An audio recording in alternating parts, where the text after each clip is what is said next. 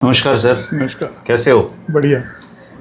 आजकल है ना सर, एक कॉन्सेप्ट चल रहा है गांव में, और चूंकि आप गांव पे थोड़ा कीन ऑब्जर्वर हो, कहते हैं कि जो हरियाणा है वो मूल रूप से खाप खेड़ा, दादा खेड़ा, इन्हीं के कॉन्सेप्ट पे आधारित है।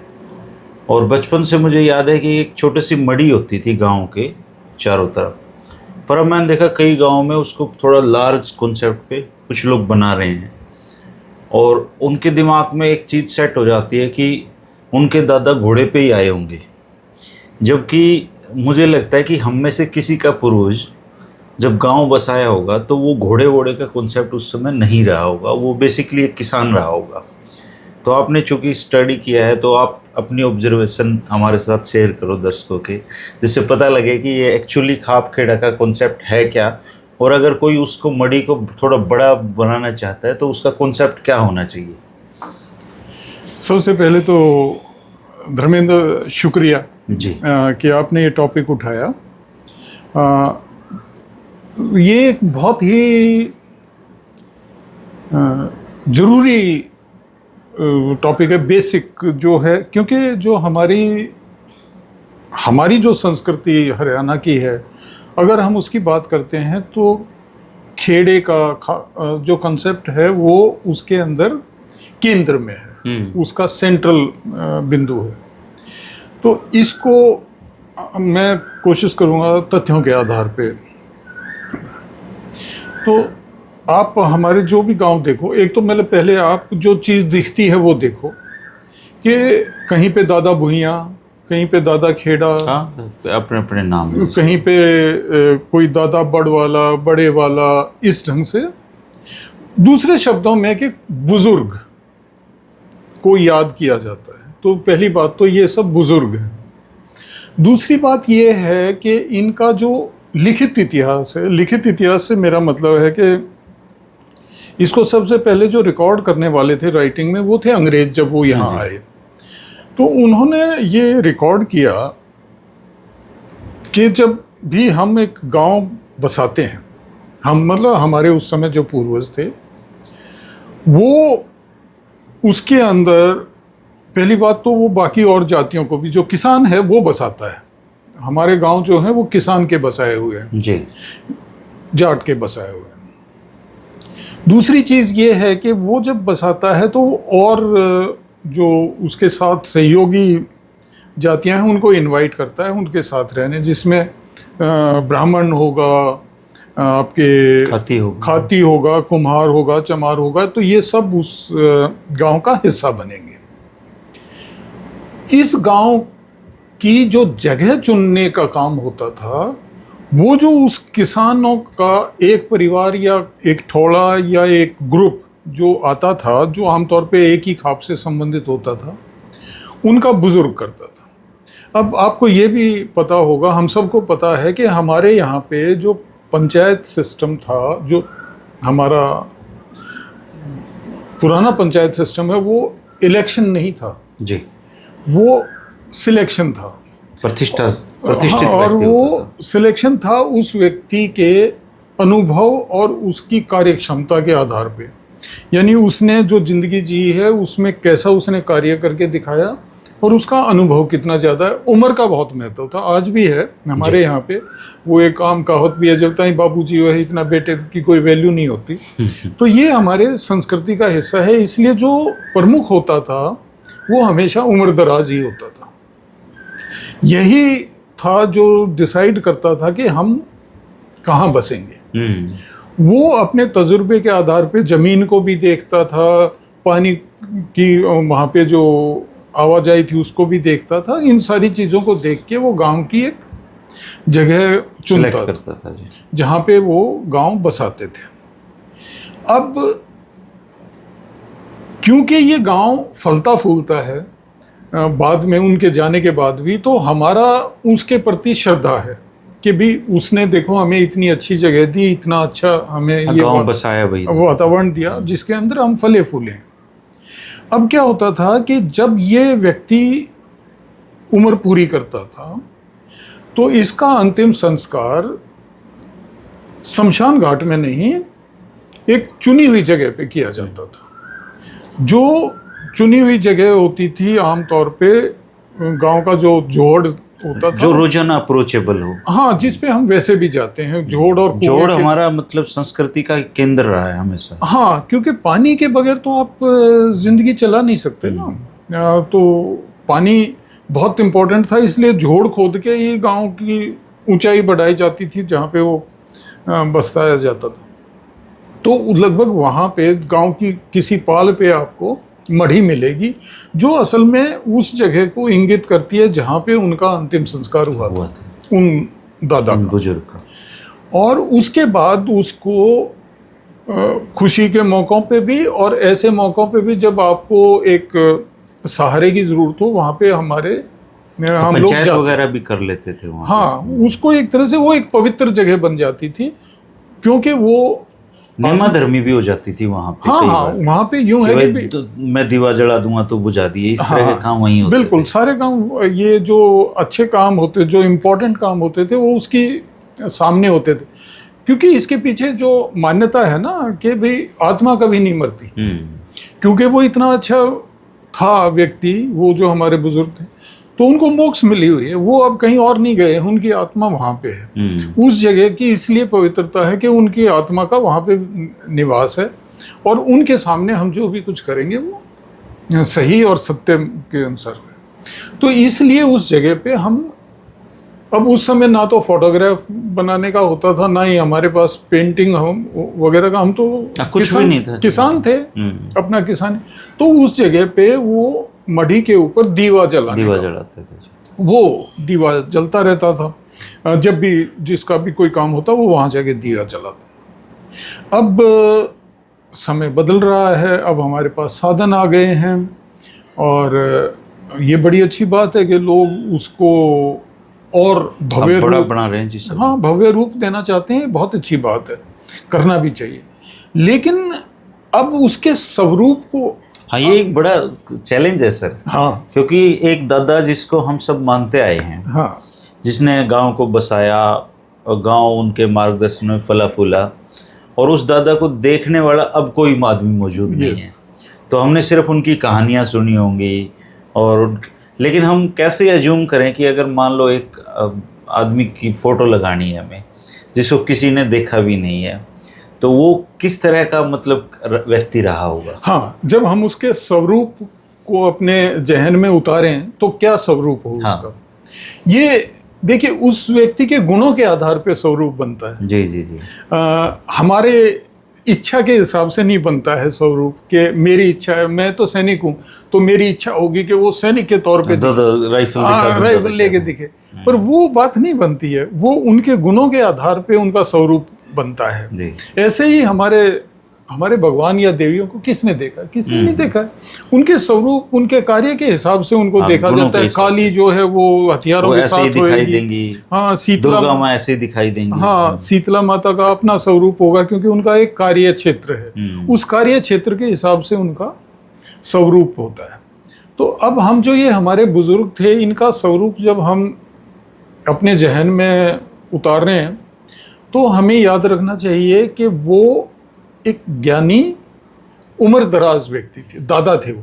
हम उनको दादा बोलते हैं, तो दादा थे, तो इसका मतलब वो अब उस स्टेज पे आ गए थे कि वो ना तो गमीने करते थे, ना ही खुद हल चलाते थे, वो बुजुर्ग आदमी थे, गांव में रहते थे। हाँ, वो बाकियों को गाइडेंस देते थे, भाई इस बार इस खेत में ये फसल ठीक रहेगी, भाई इसको बिरानी छोड़ दो, इसके अंदर इस बार फसल बोलो, भाई तुम लड़का देख रहे हो तो भाई ऐसा छोरी खातिर ऐसा ढूंढियो, भाई फलाने, ये बातें, मतलब उनका काम था गाइडेंस का, वो गाइड थे। तो पहली चीज़ तो उनका स्वरूप गाइड वाला होना चाहिए, कि वो उनकी मुद्रा ऐसी हो कि उससे ज्ञान दिखे, ज्ञान टपकता हो उनके चेहरे से। उम्र दादा हैं तो उम्र दिखनी चाहिए, वो बुजुर्ग होगा, वो बुजुर्ग होंगे। उसके बाद उस समय दाढ़ी वगैरह को रोजाना तो कोई सेव नहीं करते थे, दाढ़ी वाले भी होंगे, तो उनके दाढ़ी मूछें जरूर होंगी, क्योंकि बाल बढ़ना तो एक स्वाभाविक क्रिया है, तो उनके दाढ़ी मूछें भी होंगी। और वैसे भी दाढ़ी मूछ ना, और अगर वो भी सफ़ेद हो, तो वो एक व्यक्ति को ना एक वो जिसको इंग्लिश में ग्रेविटास कहते हैं, ग्रेसंत दिखता है जी। हाँ, वो थोड़ा सा उसके अंदर थोड़ा सा इम्प्रेसिव, उसको और ज़्यादा प्रभावशाली व्यक्तित्व बनाती हैं। तो उनके वो होंगी, जरूर वो पगड़ी पहनते होंगे क्योंकि पगड़ी तो हम पहनते रहे हैं। और उसके अलावा हम, क्योंकि हमारा वैदिक इतिहास है, तो जरूर वो जनेऊ वगैरह भी पहनते होंगे। तो ये उनकी मुद्रा है। अब अगली चीज है कि उनके दिए हुए क्या है, उन्होंने हमें दिया क्या।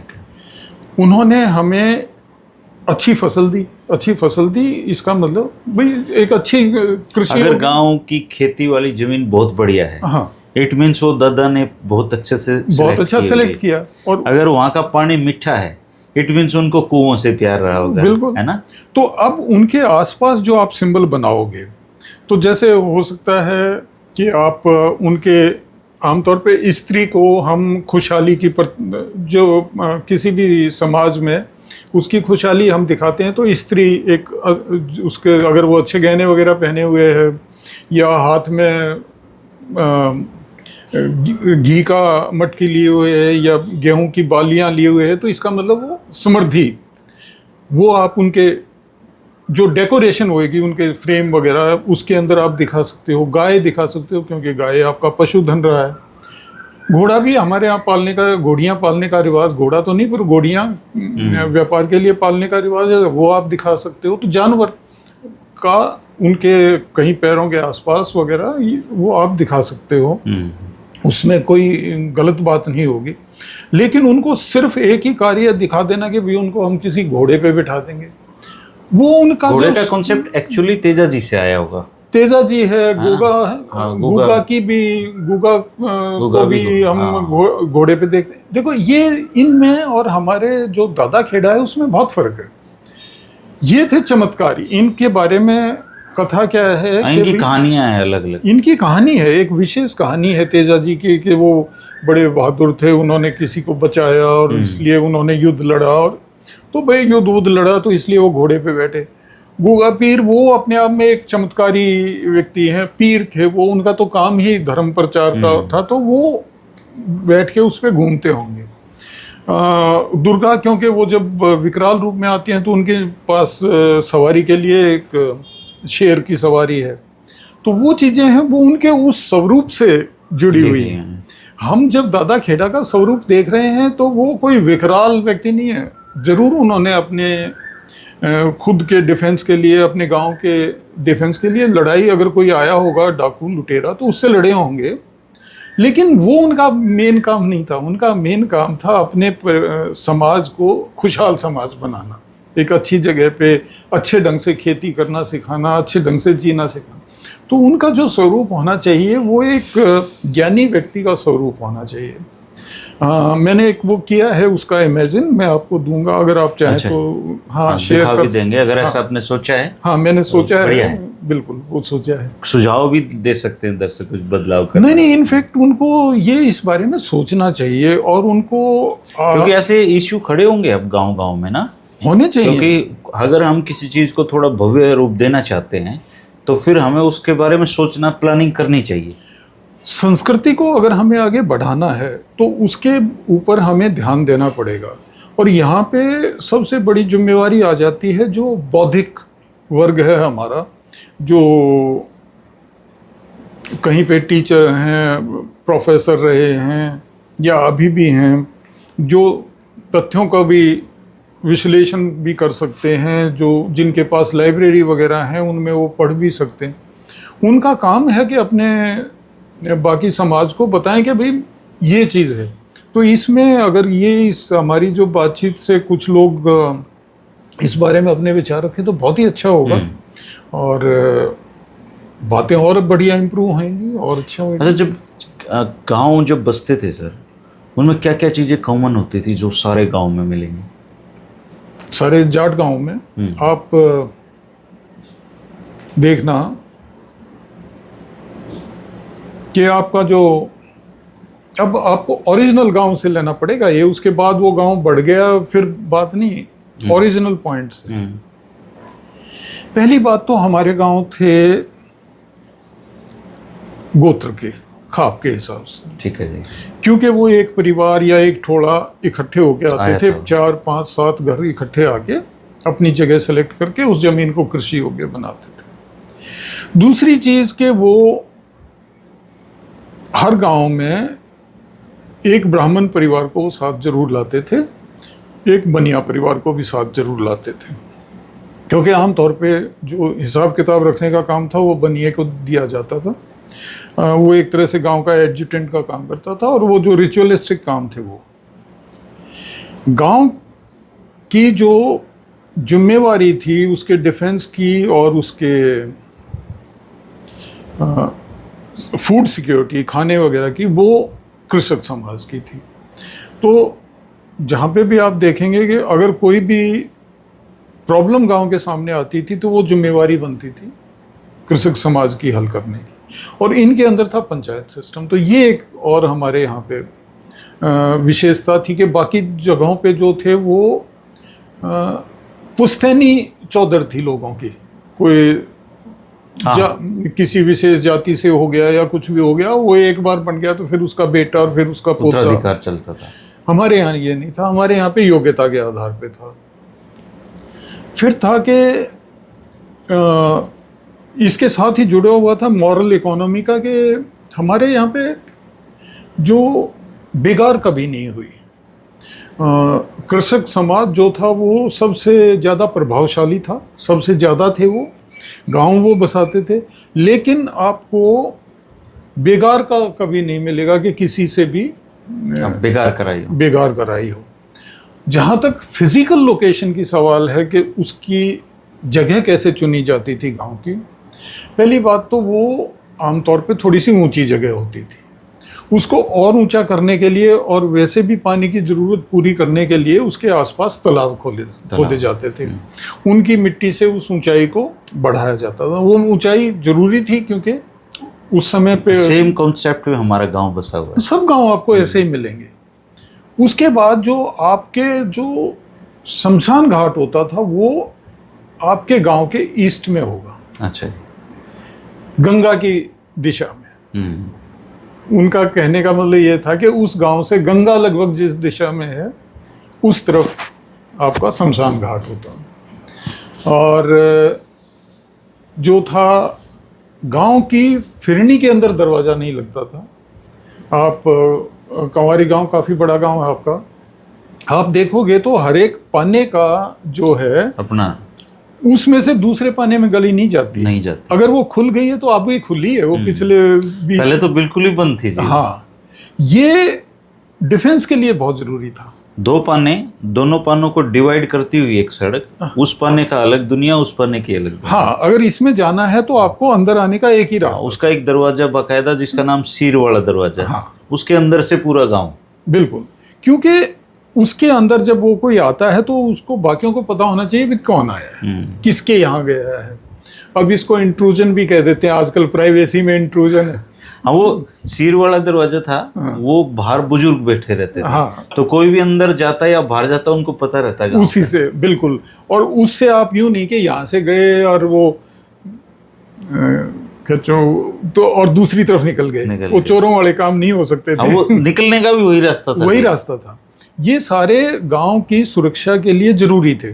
फिर अगर फिरनी में दरवाजे हो गए तो हर एक दरवाजे से कहीं ना कहीं वो घुस सकता है। फिरनी तो कभी, अब तो दरवाजे फिरनी पे हो गए, अब हो गए, पर पहले तो फिरनी सुनसान ही थी जी। हाँ, जानबूझ के रखी जाती थी। वो डिफेंस का हिस्सा है कि अब आपके गांव में घुसने के 1, 2 या 3 ही रास्ते हैं। फिरनी से घुस के फिर अंदर दरवाजे। हाँ, ऐसे आएंगे आप, तो वो एक तरह से डिफेंसिव वॉल हो गई ना, आपकी दीवार हो गई। वो एक तरह से किले की दीवार बन गई आपकी, जो फिरनी के साथ साथ जो दीवारें। और क्योंकि इतने अमीर तो थे नहीं, तो वो क्या करते थे कि घर की पीठ फिरनी में हो गई, तो अब आपकी पीठ, मेरी पिछली दीवार, मेरे पड़ोसी की पिछली दीवार, तो एक तरह से वो भारी दीवार बन गई। तो ये सारे डिफेंसिव ये थे लोकेशन के हिसाब से। तो पहली चीज़ खाप का, कि आमतौर पे एक गोत्र के लोग एक ही गांव में रहते थे, भाईचारा रखना आसान था। एक जोड़ होता था उनका, जोड़ 1 या 2, 3 हो सकते थे। गांव हमेशा ऊंचाई पे होगा। और आमतौर पे ये 36 जात नाम वहीं से निकला है, क्योंकि लगभग ऐसे 36 आपको स्किल्स मिल जाएंगे जो एक गांव को अच्छा पूरा करने के लिए जरूरी स्किल से रिलेटेड। हाँ हाँ, ये स्किल से रिलेटेड है। आपको जुलाहा चाहिए, आपको तेली चाहिए, रंगरेज चाहिए, जो आजकल नहीं दिखेंगे आपको। तो आपको बनिया चाहिए, ब्राह्मण चाहिए, भाई चमार चाहिए, कुम्हार, लोहार, खाती, सब चाहिए, ये सब। और वो हर एक जो ग्रुप था वो एक स्किल लिए हुए था, वो एक स्किल लिए हुए था। तो इस तरह ये 36 कितनी गजब की बात है। हाँ हाँ, ये मिला के एक गांव को बनाते थे। और इसमें जो जुम्मेवार था, जो इस पूरे उसको इकट्ठा रखने का, इसको चलाने का जिम्मेवारी वो थी किसान की। ये था। अच्छा, ये जो पीपल के पेड़ हैं, लगभग हर गांव में एक ऐसा पेड़ मिल जाएगा जो बुजुर्ग कहते हैं कि मैं तो भाई जामुनों से देखता आ रहा हूँ, मेरा बाबू भी इसको देखता था। तो ये पीपल वाला कॉन्सेप्ट भी गांव के बसने के साथ ही, या फिर ये एक ऐसा पेड़ है जो सरवाइव कर जाता है लंबे? एक तो पीपल अपने यहाँ लगता खूब है, खूब बढ़िया इसका, और इसका एक तरह से वो धार्मिक महत्व भी है, क्योंकि ये एक अच्छा पेड़ माना गया है, बरगद और पीपल। और दूसरा, ये हमेशा पूरे साल हरे भरे रहते हैं, और तो इनके नीचे काफ़ी सारे पशु भी आराम कर सकते हैं, वो भोजन भी देता है पक्षियों को। हाँ, और तो इसलिए इनका होना एक अच्छी बात है। दूसरा ये है कि ये कोई इनको काटे भी नहीं गा, क्योंकि इनकी लकड़ी तो सिवाय धार्मिक आस्था से भी जुड़, हाँ, वो है कि नहीं, इनकी लकड़ी आप वैसे भी इस्तेमाल नहीं कर सकते।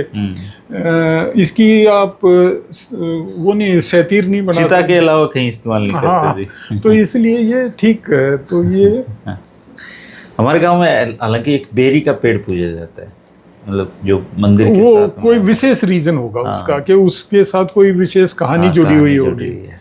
तो हमारे यहाँ एक और कॉन्सेप्ट है, जब धोख लगती है वहाँ पे तो गांव के जोड़ से मिट्टी निकाली जाती है। ये आपके नहीं है, ये उस व्यवस्था का हिस्सा है। उसका कॉन्सेप्ट यही रहा होगा कि जोड़ लगातार खुदाई होती है। हाँ, लगातार खुदाई सफाई होती रहे। फिर ये था कि पाड़ के ऊपर, पाड़ मतलब वो जो उसकी, हाँ, वो पाड़ी बोलते हैं हाँ, उसको। तो सब जगह पाड़ नहीं बोलते, इसलिए कुछ लोगों को समझने के लिए पाल का मतलब वही जो उसकी बाउंड्री पे जो मिट्टी हमने इकट्ठी कर रखी, बंद जो बना रखा है, in English it is called a बंद। तो वो जो बंद बना रखा है उसके ऊपर किसी भी किस्म की दैनिक क्रिया करना मना था। ये बुरा माना जाता था, क्योंकि वहां से पानी लुढ़क हमारे तो यहाँ जोड़ में भी नहीं, आप सोच के हाथ नहीं, उसके लिए अलग जोड़ था, जोड़ी पे जाते थे। उसमें जो आपका मेन जोड़ है, उसमें आप दैनिक क्रिया वाला काम नहीं कर सकते। तो ये सारे कंसेप्ट ना भाई, आपको गांव को बीमारियों से भी बचाना है। अब डॉक्टर तो थे नहीं, ये तो पता है उनको, ये पता था भाई आप सफाई रखोगे, पानी साफ पियोगे, और भाई ये जो पेड़ लगाओगे तो आपके बीमारियां कम होंगी। बच्चे को जब जच्चा है तो भी उसको बाकियों से दूर रखोगे तो इन्फेक्शन होने का, उनको ये नहीं पता था कंसेप्ट ऑफ इन्फेक्शन क्या है, लेकिन उनको ये पता था भाई तो बीमारी लेके कोई आएगा तो बच्चा जो है वो जल्दी पकड़। एक और परंपरा गांव में होती है, चलो गांव की बात चल रही है, जैसे जच्चा है कोई अंदर, उससे कोई मिलने आ रहा है, तो वो पहले चूल्हे के सामने या हारे पे ऐसे करती है अपना। तो उसका कॉन्सेप्ट शायद यही रहा हो कि आग के नज़दीक जाके उसके जो, अगर उसके पास कोई बैक्टीरिया भी लेके आई तो वो नष्ट हो जाए। जो धुआं है, आप धुआं करते हो ना उनको, मच्छर मक्खी को बाहर निकालने के लिए, तो उनको ये आइडिया था भाई धुएं से ना वो जो है वो, और जच्चा को राख पे लौटाते थे, वो भी यही कुछ, राख एंटीसेप्टिक है। तो वो इसीलिए ये भाई ललिता ने दिखाया मुझे, पोतड़े दिखाए पुराने। जो पोतड़े थे उस पे सारा हल्दी से उसका डिजाइन तैयार होता था। तो बोली हल्दी क्यों लगाते थे? हल्दी इसलिए लगाते थे एंटीसेप्टिक है, वो बच्चा उसमें लिपटेगा तो अगर कोई उसको बैक्टीरिया है तो वो ठीक हो जाएगा। हर उसमें ना अपनी, हर समाज की अपनी, वही बात आ गई, स्वरूप हमारा कैसा होना चाहिए।